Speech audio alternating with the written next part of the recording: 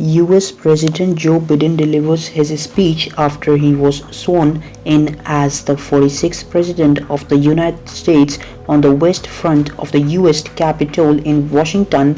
Joe Biden and Kamala Harris has taken oath at the US Capitol as the President and the Vice President of the United States of America. Kamala Harris is the first black person, first woman to serve as the Vice President of USA.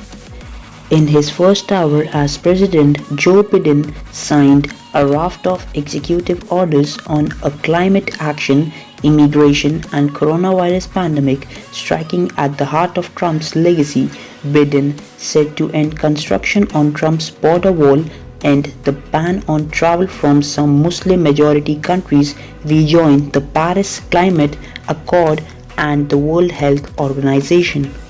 Joe Biden said the nation must confront white supremacy, possibly becoming the first president to utter that phrase in an inaugural address. The dream of justice for all will be deferred no longer, the president said.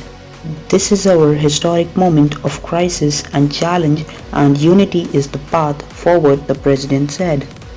Through a crucible for the ages, America has been tested anew, and America has risen to the challenge, Biden said as he began his inaugural address. Today we celebrate the triumph not of a candidate but of a cause, the cause of democracy. At this hour, my friends, democracy has prevailed, Biden said. Want every American to join me in the united the country. Joe Biden argued that unity was the only successful path forward for the country. I know speaking of unity can sound to some like a foolish fantasy these days. I know the forces that divide us are deep and they are real. I also know they are not new. The president said in his inaugural address, unity is the path forward. Biden described America's history as a constant struggle between the country's professed ideals and its lived reality. The president then pointed to Kamala Harris being sworn in as the vice president as an indication of how much positive change the nation can achieve. Don't tell me things can't change, says Biden, points to Kamala Harris being sworn as the vice president. Joe Biden condemns the US Capitol rioters who tried to overturn the will of the people by disrupting the congressional certification of his victory in the presidential election. Biden also pledged to be a president for all Americans, including those who did not support him, and he called for the nation to make a fresh start today.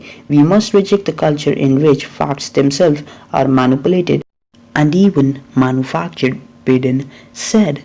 After that, Biden made a pledge to the country's global allies after 4 years of Donald Trump's America's First agenda. We will repair our alliances and engage with the world once again, not to meet yesterday's challenges but today's and tomorrow's challenges, the new president said.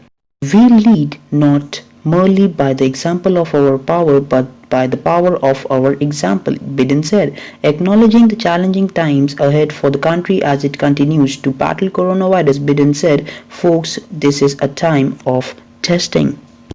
After Joe Biden finished his inaugural speech, Garth Brooks sang Amazing Grace. He asked the crowd and everyone watching at home to enjoy and to sing with the last verse. Poet Amanda Gorman then recited a poem for the event. The 22-year-old artist is the youngest inaugural poet in the American history. That was it from the video. If you like it, do like, share and subscribe. Thank you. Thanks for watching.